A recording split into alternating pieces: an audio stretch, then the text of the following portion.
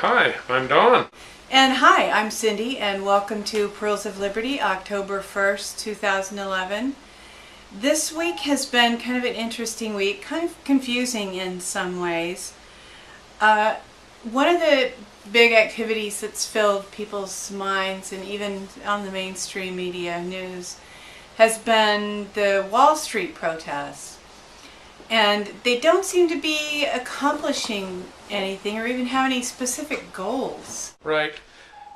As things develop, it's almost like you get used to your hopes being dashed, because everybody knows that there are serious economic problems in America, and people showing up in Wall Street to protest that seems like a good thing. Okay, now let's get the ball rolling here. But what seems to be coming out of that is pretty predictably being forced into the typical left versus right paradigm, in which we find out that, well, at least a lot of the people there on Wall Street are getting money somehow or other from George Soros, and they're coming down against capitalism and corruption in general. But nobody's knowledgeable enough about specifics to make a case when they're interviewed on TV as to what needs to be changed and what the real problem is. So it's just coming off like these are anti-capitalists, and hopefully people that are taking the trouble to educate themselves know that what we have in America today, and have had for a long time, is not really capitalism. It has been called crony capitalism or other various names, but since we have control of our money supply by an offshore monetary group, the Federal Reserve bankers, we don't have true capitalism in America. True capitalism is what we need. So there's this artificial battle between socialism and capitalism, and the Democrats and the Republicans, and it's all bogus. And it's, you could even go so far as to say that Wall Street has bought off the Wall Street protests. I mean, this is looking like it's being financed by the people at the top in order to drive the paradigm, that to maintain the existing paradigm instead of to break us into something new. So you don't have a revolution that matters unless you have educated people, and it's looking pretty strongly like the people on the street aren't educated. And what I'm kind of expecting to come out of something like this is going to be an outcry, a demand that there be these reforms, and then if anybody actually takes the trouble to dig into the reforms, they'll find out, as usual as it always has been in the past, that the reforms aren't what they're supposed to be. There's something completely different. They give the elites a new level of power, a new level of control in the name of helping out the little guy, and it just doesn't ever seem to really happen the way that it's been billed. So same old, and yeah, it's kind of being confirmed that this is the America version of what happened in Egypt. Basically an AstroTurf kind of event. And that's not to say that there are some good people there on the streets that are coming from a more of a libertarian perspective and an educated perspective, but it's pretty easy for somebody from Fox News to interview people on the streets and to get a bunch of people that are not able to articulate anything other than capitalism is bad. So it's being turned into a propaganda event by the mainstream media, unfortunately. Yeah, when you were listening to some of the clips of comments people made, it sounded like they weren't able to articulate any kind of real idea. I think they all need to go to the Trivium education website and learn how to process information before they form opinions. Everybody has opinions, but unless they're based on something sound that can also be explained to other people, they're not really that significant. This is really why the Campaign for Liberty and the Ron Paul Revolution is got the right idea. It's about education in principles of liberty, and people that have a grounding in the principles of liberty are going to be able to articulate them. That doesn't mean that we always agree with one another, but at least we'll agree on the direction we want things to go, and at least we'll agree on what the foundational problems are. The only real solution to the issues comes from correctly identifying the problems. And as I was alluding to before, the Federal Reserve is at the root of them, and the Ron Paul campaign, Campaign for Liberty, recognizes that. So, but you don't have people in the street in the Wall Street protests talking about those kind of things. So I think the revolution today is going to be a behind the scenes thing, and what you see being televised is going to be the fake revolution. The real stuff is not going to happen in the streets. It's going to happen in people's minds as they research truth on the internet while it's still free, and I think it will be for a while.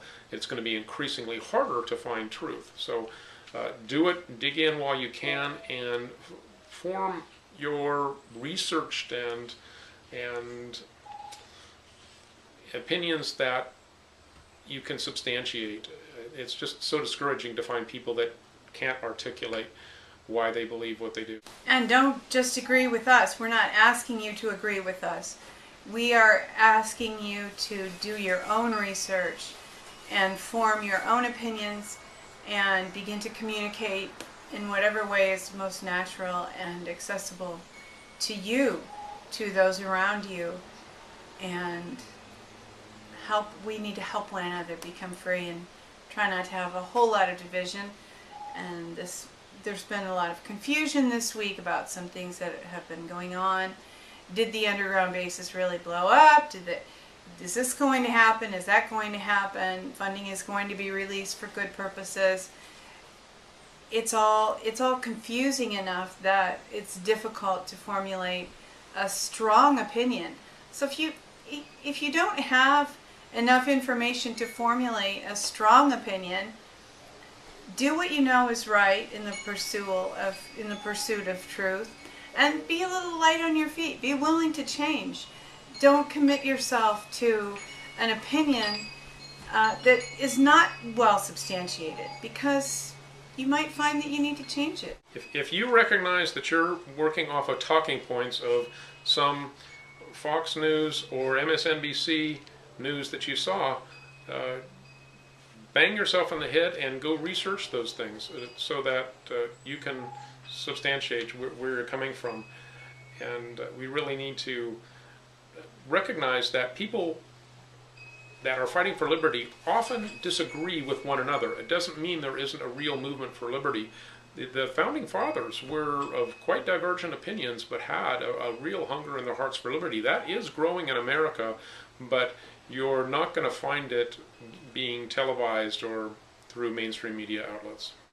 Another issue that Don wanted to mention this week is warmongering scenarios that might have potential to bring America down, that are not economic or financial, that there could be actual wars that break out. And would you like to address those? I have to look at this at the same time as we're talking about economic scenarios, because I am of the school that doesn't think that we are going to have an economic collapse that is hyperinflation, where everything is suddenly costing everybody a whole lot more, Weimar Republic type stuff, wheelbarrows of cash, that kind of thing. That just can't happen today. And even if they do turn on the super duper printing presses and the bits and bytes in the computers and make trillions of dollars, the amount of dollars in circulation is so huge that massive printing doesn't affect things the way that people seem to think they would, that it would. So what is really needed by the globalists in order to bring in their agenda is something more than mere economics. Yeah, they've gotten everybody in an economic bind, but they need something more, and it's beginning to look like they're taking some strong steps to do that. One of the things that I noticed in Joel Skousen's World Affairs Brief this week is that the U.S. has been selling to Israel bunker-busting warheads that would really have no use for them except in an attack on Iran. So I respect Skousen's sources and military expertise, and what he's saying is that inside sources in the Israeli government are now saying that people are getting refused promotions and advancement and in their careers unless they go along with scenarios that involve demonizing and preparing for an attack on Iran. So that's looking more and more serious. I don't know how soon that might happen. And along those lines, but within the United States, I did just happen to notice the other day that several callers into the Alex Jones show were mentioning in various parts of the country that equipment was being moved, and some large-scale equipment, like they were positioning military forces, or if not forces, it was military equipment. So that doesn't necessarily mean that something is going to happen right away, but the preparation is happening. So there are definitely plans that are being laid to do a war scenario with Iran, and preparations within the country as well. So don't think that the people that are the leaders of this country are really for stability. They're for stability as far as them maintaining control over the system, but they are actually, in this stage of the game, globally and within America, working towards destabilization, because they want to use war and destabilization, riots, etc., as ways to bring in the new agenda. Remember, the whole Hegelian dialectic, the paradigm management thing is they in secret create the problem, then as a next step pose as the saviors and offer the solution that will bring in the next wave of control, ever increasing their control. So don't think it's about greed. It's not about greed. Ultimately, it's about control. And we have some very evil people that are manipulating the system for ever more control. And it's happening globally and within the country as well. We've joked a little bit about aliens. Many people who are truth movement people believe in aliens. And I tend to believe that most of what is referred to as aliens are actually demonic beings or fallen angels. But Don and I have joked a little bit recently that it's probably easier for people to believe in aliens with very evil intentions toward people than it is to be able to conceptualize the depth of evil that is present in sociopaths and psychopaths who are governing our country in many respects. So if you can't find it in your subconscious and conscious mind to believe in that kind of evil, instead of ignoring it and pretending like it's not there and living in denial, go ahead and believe in aliens. Just go ahead and think the reptilians are out to get us, because there are powerful evil people who are out to get us, and we need to resist. And this week was supposed to be the week that some major catastrophe happened with Elenin. Now I realize there's another date in October and another date in November when people who have been predicting something would happen with Elenin have said that something significant might occur. But this week, something was, most people who follow that believed that something significant would happen this week, and a friend of ours suggested to us that he thought perhaps it might have happened, it may have been planned as a false flag, except that if you believe this, which I would like to believe, that the earthquakes in Colorado and Washington, D.C., well, Virginia, were actually underground bases of the evil elite that were being blown up, and they were unable to carry out plans that they had made for some sort of a false flag alien attack this week relating to the comet Elenin. So if that is the case, we may have dodged a bullet this week. Yeah, that's actually encouraging, in that on the one hand it makes people look foolish if they're predicting things and they don't happen, and then it's just another excuse to say, oh, well, nothing these guys ever says happens. But don't expect it to be broadcast by the media either. So you have to, again, do your own research. And I think that I just want to put in my 2 cents about the whole worldview thing and aliens. I want to point out that I don't see any conflict between Christians believing in both demons and aliens and saying that, hey, there could be other forms of life in the universe, that they could be humanoid, they could be reptilian, they could be other things, could be like the Babylon 5 TV program or whatever it is. But there's nothing that says that you can't have both. So I try to keep an open mind about that. I don't have any personal awareness, personal experience or anything, and I just think that just go with the solution that is more logical. And yeah, it is sometimes easier to believe in aliens than it is to believe in the depth of depravity of some humans. I also agree with that. So there's a whole spectrum there, and I don't think there's necessarily any reason to disagree with people that find reason to say, yeah, there's other civilizations and other worlds that are trying to help us or are trying to enslave us and that type of thing. It's just, I don't see a whole lot of point in going there, because mostly they leave us alone to work it out ourselves anyway, if they exist. Of course, they have to add that in. So it's not a bad idea. We're not very concerned about Elenin or anything coming out of the sky or Nibiru. We're not very concerned about it.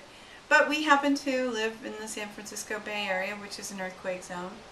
So we try to have a few emergency supplies around most of the time. It's never a bad idea to have a couple weeks worth of food, water, medicine, whatever is crucial to you to continue your lives as a family. So never is a problem. If you have it there, you can always use it up and replace it. I think that's what the Mormons do. Mormons are told to always keep a year's worth of food ahead, so they have an extra year's worth, and they continually cycle through that. This week, some news came out. I'm not sure if it was news this week or if we just heard about it this week, but there's a new book that was written about the Tylenol poisonings that happened. It was in the 80s, wasn't it? Yeah, 82, I think. It was 82 and 86. There was another one 4 years later. And what I had, there's a book that's being released, I think it was this week, or the interviews are this week, and I did an internet search for it and found at least several different interviews of the authors. One of the authors is a child of a woman who was one of the murdered victims, and she had believed the establishment story for a long time, and now is with this investigator finding out what really happened. And it's not pretty. It's more corruption. What happened, to recap, is there were several people, I think maybe it was 9 or something, that died from cyanide-laced Tylenol capsules in the initial 1982 scenario, and they said it was this lone madman. It's always a lone madman, you know. I mean, that's almost a red flag. That's a red flag right there to say, hey, I think that this is a cover story whenever they come out with the lone madman thing. So that this guy went around opening up Tylenol capsules and sticking in cyanide. I mean, come on. But that actually laid the groundwork for all of the packaging sealing requirements, which of course make it much more difficult to compete in a world of mass-produced everything. So that story doesn't even hold water. I mean, for many, many reasons. But the most obvious one is that the news was always that these were only in the extra strength Tylenol. They weren't in anything else. So any of the regular strength. So why did this guy just happen to decide to unscrew all the lids of only extra strength? Doesn't make sense. So the best research shows that it was done probably at a Johnson and Johnson distribution center, because all of the contaminated, poisoned capsules came out from, they traced it back to one distribution center, and it really looks like an inside job type of thing. And who knows the motive, what they were trying to do. The book, I don't know that it deals with that, but Johnson & Johnson, in managing this crisis, they got this just gold standard label applied to them as far as a big company managing a crisis wisely, and it's anything but. So the authors of the book really want to demolish that reputation, because it's totally false, it's totally fraudulent, and to let the truth come out that these things that are promoted that to make the large pharmaceutical companies look good are often just full of baloney and full of holes. So I commend that book to you. It's called The Tylenol Mafia. Yeah, I forget the author's name right off the top of my head, but it should be very educational. We met with Dr. Noah this week, and he shared some ideas with us about how to improve the chances that your small business continues by supplementing your employees' health and talking to your employees about their health and helping your workplace to be a safer, healthier place, so that you don't have as high health insurance costs, and also you don't have as many issues with absenteeism and other problems. So here's our time with Dr. Noah. Take two, Don. Yeah, thanks for You're inviting me back. back again. It's great to be back. Man, that was a quick session, that last one. I mean, another week's gone by. And welcome back from your vacation. I'm glad you had a good time there. Yeah. Well, I want to talk about money. This just came out actually yesterday. Family health insurance up 9% for 2010, over $15,000 per year. Now, this is kind of like the kind of challenges that we're up against in terms of not only the debt, is the high cost of sick care. I mean, people just don't see it. Yeah. It comes out of their paycheck. It comes out of, in Medicare, people walk around thinking everything's free. These type of procedures, most of them, as we'll talk about, have no science. They've actually done scientific studies, double-blind placebo, where it's no better than placebo, but we're spending billions and trillions of dollars for worthless type of care. Well, I think they do have economic science behind it, just to make sure that the corporations Well, that's right, exactly. make their cut. Well, so it has to be a moneymaker in order to be a procedure. And then that's exactly right, is that these high expenses that occur go into someone's pocket, but unfortunately people don't realize that this is starting to, once again, have an impact on them personally. Yeah. Companies have once again taken away health insurance. People don't have health insurance, and they start to realize about the high cost. So just some of the kind of scares it out here. Price of a drug to prevent preemies jump from $20 to $1,500 after FDA approval. I mean, that's the kind of criminal type of action. Here's a product that helps preemies. Preemies cost millions of dollars, have long-term consequences in terms of health. I mean, technology is definitely a benefit there, but that's the kind of rip-off that's out there. Here's a particular type of medication. It's actually called progesterone. That's a great illustration of the protection racket that the exactly FDA right. is. It's something on the open market costs $20. Once it gets inside the system, it's $1,500. And now it's a monopoly, because now the only way to get it is you have to go see your drug quack. He or she then prescribes this. They're getting paid by the drug companies. So can you imagine, if you to fix your toilet went from $20 to $1,500? I mean, people would riot. Or you had to go get your brakes fixed that were $20. I mean, but it's all hidden. But it's all hidden, and people just nod their head. You just go to your doctor and call him Don Giovanni. That's or right. Whatever. Here's a study showing that just the waste in not only in the government, but in terms of in a sick care system, $1.2 trillion of healthcare waste. What publication is that from? This is from, I'll have to get it for you. I didn't get the quote. Oh, here it is. PricewaterhouseCoopers. PricewaterhouseCoopers. Cross. They're a small time outfit, aren't they? Yeah, they are. Here's the sadness. Shriners used to be, try to give, because of the high cost, now they have to start charging. Another article that I brought up. But I don't think it's waste. I think it's actually, I mean, you're being too kind to call it waste. People are getting rich off of this stuff. Right, they are, and that's exactly right. But I mean, when I say waste, it's costing society extra money. Yeah, and someone definitely is profiting. It's not a real economy. It's not. A rigged economy. It is a rigged economy. There is no free trade and free, kind of exchange like that. More Americans putting off doctors' care because they're saving money. Their premiums have gone up. Their co-pays have gone up. Their deductibles are outrageous. I have patients. Their deductibles are $5,000 to $7,000 a year, and they're spending $15,000 a year where you have to pay up to $7,000 out of your pocket before it kind of kicks in.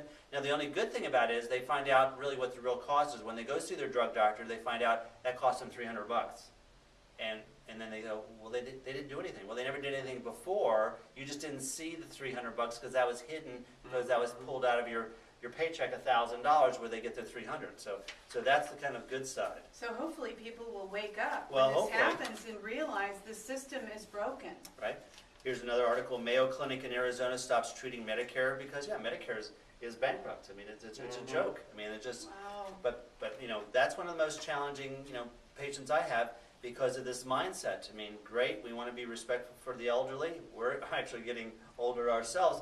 But they walk around like everything's free. Oh yeah, I just got a hip replacement and knee replacement, and I want to see you. Well, that cost $300,000. Oh no, it didn't cost me anything. That's the whole mindset. There's nothing free out there, ladies and gentlemen. It costs somebody, or we put it on the credit card that in the future generations will have to pay for it. That's the tragedy.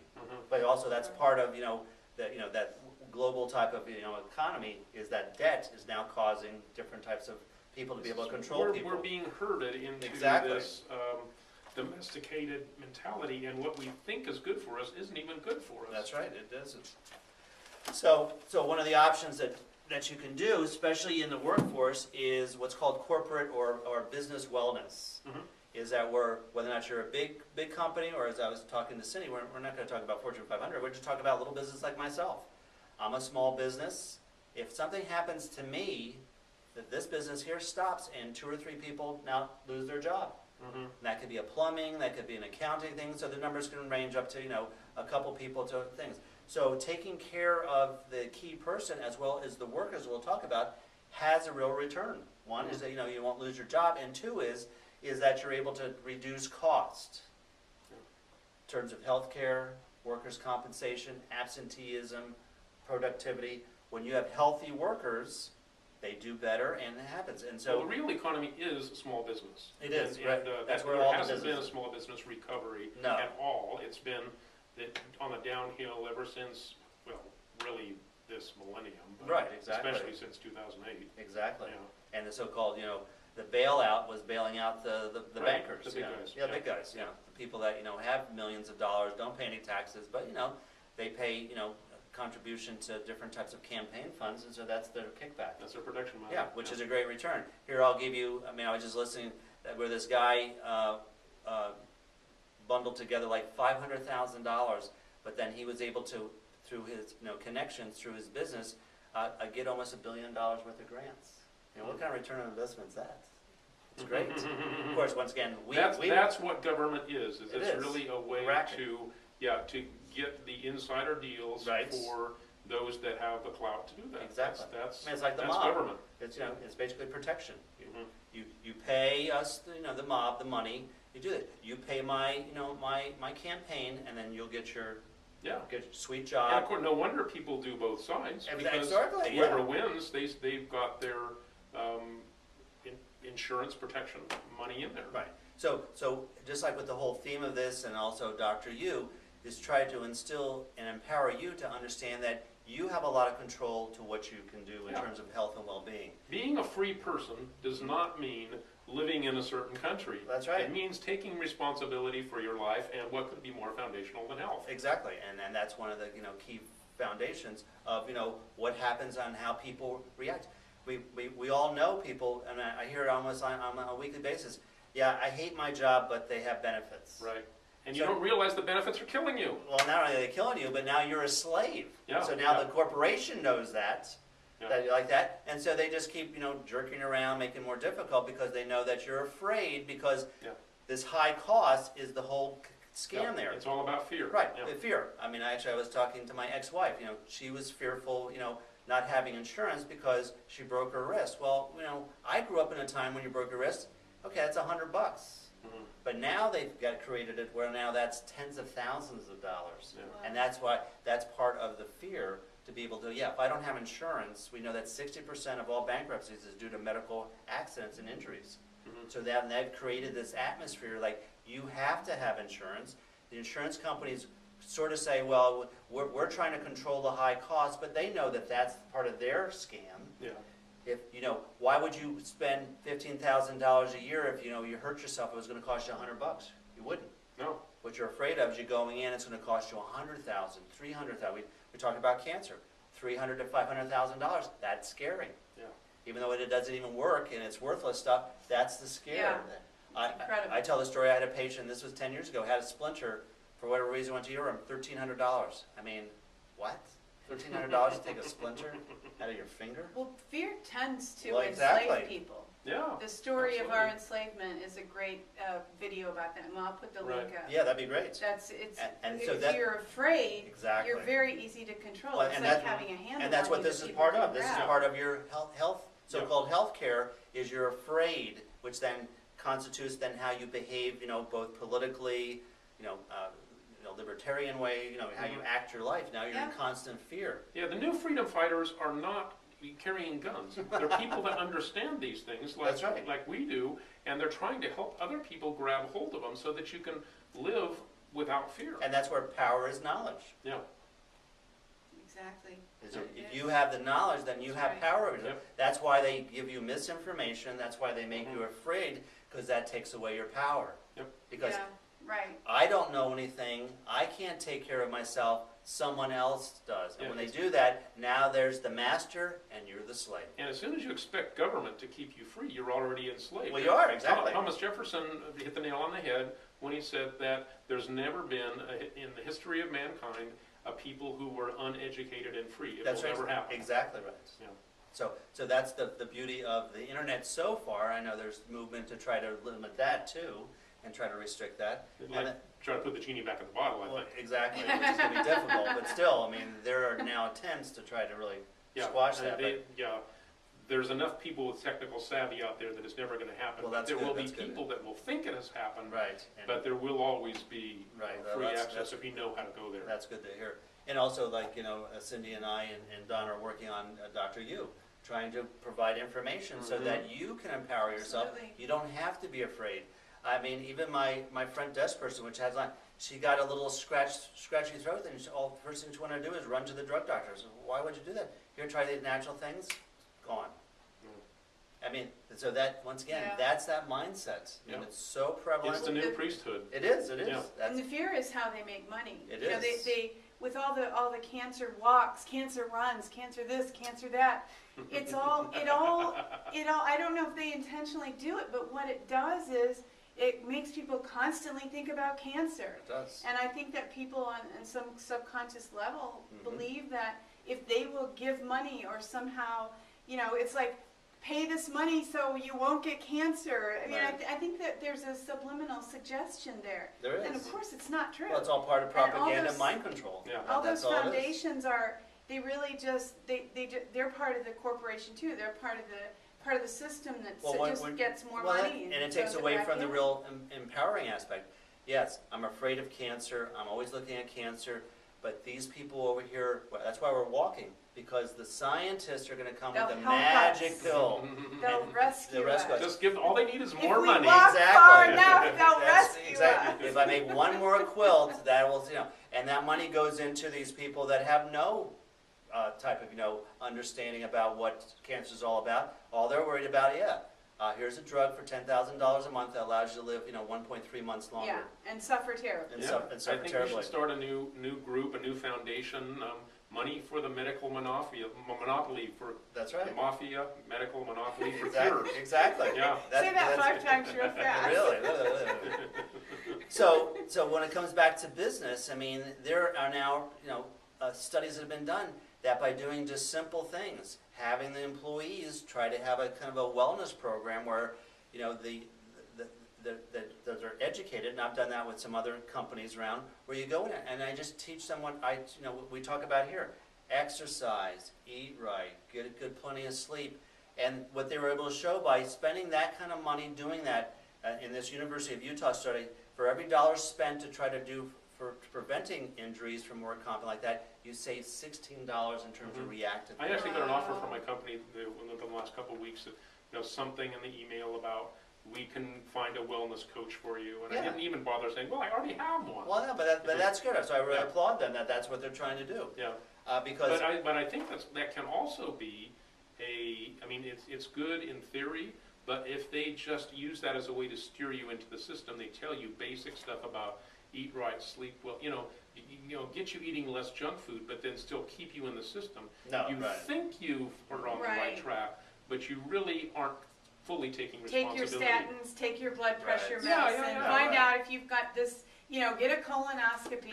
But they tell you, watch all this stuff, do all this stuff, but you're not taking I responsibility. agree. I mean, and so that's some of the challenges there, in terms of going only so far, and that's exactly what happens. Yeah, here's this wellness coach comes in, but boy, if you get a scratchy throat, well, you better go see the drug doctor right away. Versus saying, hey, no, that's nothing. It needs to be a naturopathic wellness coach. Yeah. Well, I mean, that's exactly right. And try to then, instill in them, this is just the beginning. So the system puts out a fake rebellion to the system, is what it is. Right. Yeah. And so you have these smoke and mirrors. They, you feel like they're taking care of you, but in reality, they're still just perpetuating with the little tokenism over here like that. Yeah. And so that's the kind of direction that we're hoping that changes will occur in the future, where people will be educated, like websites that we talked about, Dr. U, watching videos like this, my TV show, and there's other health professionals out there, and through the internet, allowing to break through this monopoly, this fortress there of, once again, people that have making lots of money over the death and illness of other people, which is sad. Yeah. It's very sad. Well, if small companies become aware of some of the, some of the products like Protandem, Right. Pro-arginine, which lowers Right. blood pressure and Silver improves heart lungs. health, and silver Colloidal lungs. silver, And, yeah. if companies can build some awareness among their people of these alternatives, Yeah. hey. But if you're the going to have a company's medical plugged monopoly into Dr. fighting U. the real stuff. I mean, there's serious Absolutely. opposition to stuff like Well, silver people lungs. go to jail, people get Yeah. fined, people have kind of difficulty like that. So it's kind of a difficult case. Yeah, don't think that it's not going to be a battle. No, it Sure. is. I mean, it's a war, just like there's a war on cancer and all these type of things. I mean, there's a war in terms of our rights and empowering ourselves to take control of our own health and well-being. Yeah. Definitely one is. worth fighting now. It is worth, because the rewards are great. Absolutely. You and your loved ones and friends actually get well, get healthy, live a long, prosperous, and wonderful life, versus being manipulated, being enslaved, and being sick all the time. And that's it. As each year goes by, there's just more and more sick people. We It's know just sad. wonderful freedom fighters that are on blood pressure meds, and they Mhm. basically are in a position where they can't live without them. That's dangerous stuff. Well, it is dangerous stuff. But even though they have their kind of freedom thinking one way, they're still enslaved in this other aspect, Yeah. because Yeah. they're thinking, they watch TV, they saw Dr. Kildare, they watch TV, or Dr. House, cures everybody in 30 minutes. Well, once again, it's a TV show. It's false. I mean, it doesn't really happen. You got a better attitude than House anyway. Well, thanks. And it's just a tragedy. The number one killer is not heart disease and cancer, but it's actually medical procedures and drugs. I mean, that's the Ouch. number one. Amen. Push your It screen is. button. I know, exactly. I want to do that at least once. But that information never comes out. Just like we talked about on Wednesday, is this big thing about cantaloupes. Okay. Let's really distract from really what the big killers are. So here's cantaloupes, that's food poisoning, kills 5,000 to 9,000 people a year. It's just part of life, If people just got back to just typical ones, again, that comes into that kind of, thinking that other people are going to do the things for you. So when they buy something from the grocery store, instead of like when I was taught, you still wash it. Well, they're just thinking because they have these little misters and water's going around, it's clean. It's not clean. Yeah. They take it out of the box, they put it out there. That just keeps it from going bad, so they don't have to throw it away and lose money. But you need to go home and just wash your things. I mean, just that would have great consequences. But so 18 people have died since September 14th.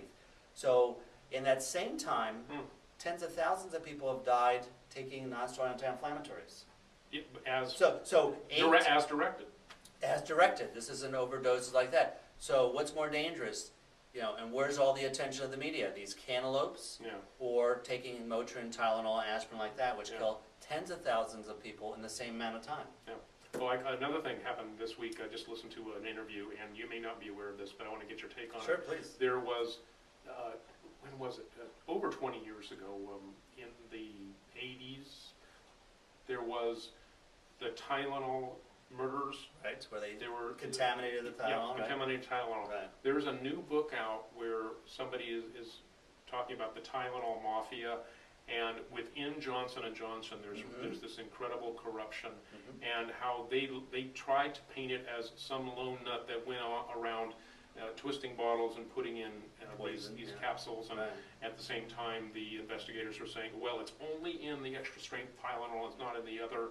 And of course, that doesn't make sense even with that lone nut theory. Right. And there's all kinds of facts in this new book I heard on the interview about how this happened within Johnson & Johnson. And Johnson & Johnson in medical training textbooks, pharmacy textbooks, is the gold standard for how to respond in a crisis. They're like your grandparents. They're the wise old pharmaceutical. They've been around a long time. So their only purpose is, you know, not the billions that they rip people off. They're just here to help people. Yeah, the co-author of this book, her mother died when she was a little girl as one of these people, and she worked with the author to produce this information that really, they want to expose Johnson & Johnson, take them off of this gold standard status for crisis management. Right. Well, I'll send Cindy and you, Don, a link that I just got. It's a YouTube about former pharmaceutical reps, and about how, you know, there's nothing about health and well-being. It's about making money.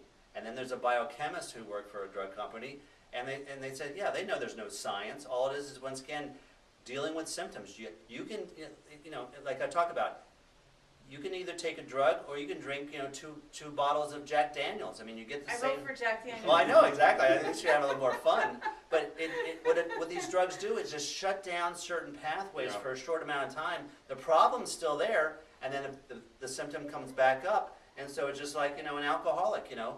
Yeah, they bash their head, they don't feel anything until the next morning. And so what do they do with it? They drink some more. Well, you just take a drug that does the same thing. So the whole thing is you can't patent these natural cures because they're so complex and they're out there in nature, and the true medical knowledge comes from the wisdom and knowing how to use those. The quack medicine comes from this patented single drug that can be used to artificially control the symptoms. That's right, and that's all it is. And so I'll send you those two links, and maybe you can hook those up. Great. Kind of really, a really behind the scene, you know, in terms of aspect of really what these so-called, like you said, Johnson & Johnson people do. It's kind of sad, you know, to understand that people just have that kind of blindless faith that, you know, these people have been around, they're here to help, and they just kind of continue to, you know, regurgitate the same, you know, dogma, which is once again all about brainwashing. Yeah. So moms and babies, go buy some all-natural baby shampoo and baby oil and baby products. Yeah, and natural foods, you know, instead of buying it there. So. Thanks to the Three Stooges. we should have a good day. Yes, anyway. that's us. That's what I'm saying. Here we are, the Three Okay. Stooges. Exactly. So thanks for watching again. We'll talk to you Thanks. again. Have a good week. Thanks. And as always, Dr. Noah, thank you for being with us and sharing your insights and wisdom. We saw just a couple movies this week. One that actually goes along with what Don was just saying about Johnson & Johnson is to some extent not the same company, but we watched The Vanishing of the Bees. And interestingly enough, Bayer is very heavily implicated in the bee vanishings. Most people that talk about the bees don't know what happened with the bees. Nobody knows. Everybody's all upset. The vanishing of the bees explains what is almost definitely happening to the bees. It has to do with systemic pesticides. And Bayer was a chemical company in Germany around the time of World War II. They developed chemicals that were tested on concentration camp prisoners in Germany during World War II. Very inhumane type of stuff. They were completely complicit. Then after World War II, they came here and all of a sudden, oh, they're a great company and they make medicine for us. And they're making pesticides. Their big product when we were growing up was Bayer aspirin. I can't imagine how much of that I was given by my mother. Always trusted the product. As it turns out, according to Dr. Noah, and I'm sure he's correct, NSAID pain relievers cause the deaths of 35,000 to 65,000 people a year. And Bayer aspirin is an NSAID pain reliever.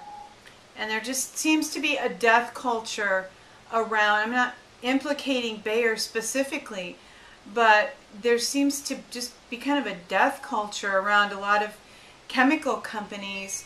These systemic pesticides that are made by Bayer are very clearly, very closely tied to the deaths of the bee colonies. And in Europe, they've made decisions not to use these chemicals, and the bee populations are coming back. I don't know if you have anything to add. Yeah, I definitely do. My background is in plant science, so I want to explain what a systemic pesticide is. It's not what you would think. You would think that pesticide is something that you spray around the plants or maybe on them, but the systemic pesticide goes into the plant, doesn't have a visible effect on the plant, but when insects attack the plant or feed on the plant, as insects normally do, or pollinate the plant as bees do, they get these chemicals that are now a part of the plant into their system.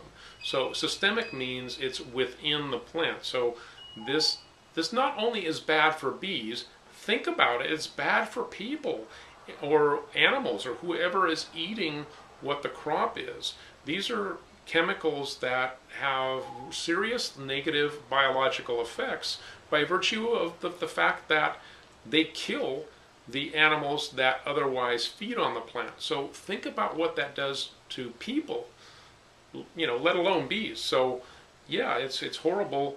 This is an area where I believe that science went too far, got out of control. It enables, and the documentary makes this point very strongly, but I'll make it here. When you have a monoculture, things get out of balance. So these huge monocultures of one variety of crop for hundreds of acres make pest control very difficult, because a pest can come in and wipe everything out. That's plays into the hands of having a heavy pesticide use, because you've got to keep down the pests. Whereas if you had a less mechanized, more smaller units that were family farms, there would be a whole lot more variety. You wouldn't get the huge exposure that requires this intensive pesticide use. So yeah, the movie makes an excellent case. It's that it isn't electromagnetic fields, which has been going around, an idea that I had picked up, but the problem is systemic pesticides.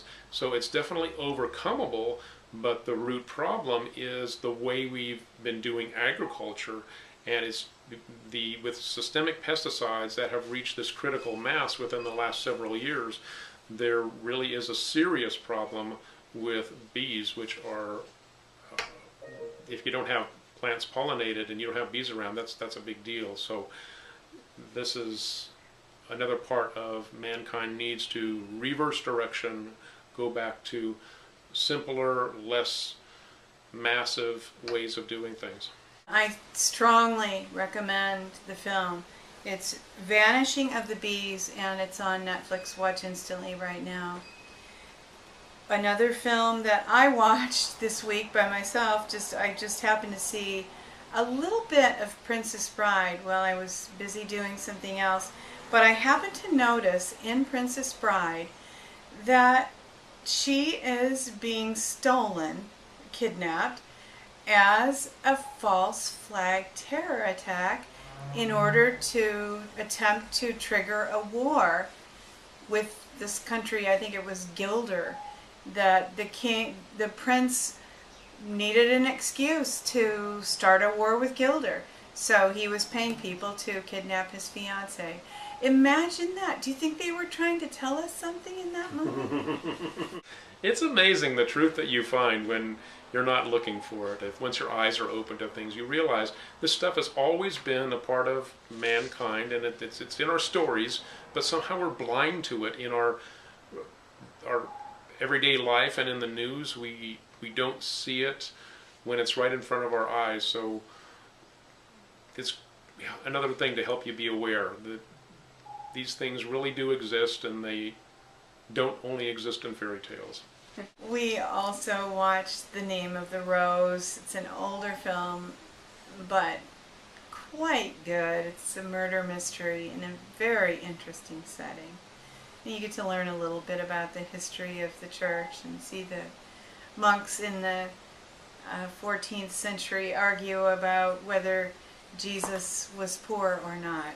They put on this big theological show when these people are being murdered around them, and it's just the level of corruption in the church is mind-blowing, and the level of sycophantry, if that's a word, the way that people kowtow to the people in authority, and as discouraging as things are now, you know what? They're not that bad. They're not as bad as they were in the Middle Ages. We just don't want to go there again.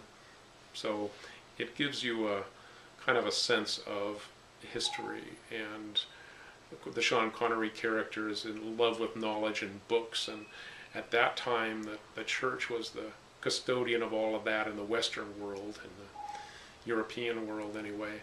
So we encourage the spread of all of the information, and long live the internet. The internet, and you live long too. Go to the Trivium Education website. We'll put up the link. Learn how to speak to people, learn how to validate your opinions, learn how to form your opinions first of all. And we hope and pray that you will seek truth and insist on truth in our government and in our lives. Hear, hear.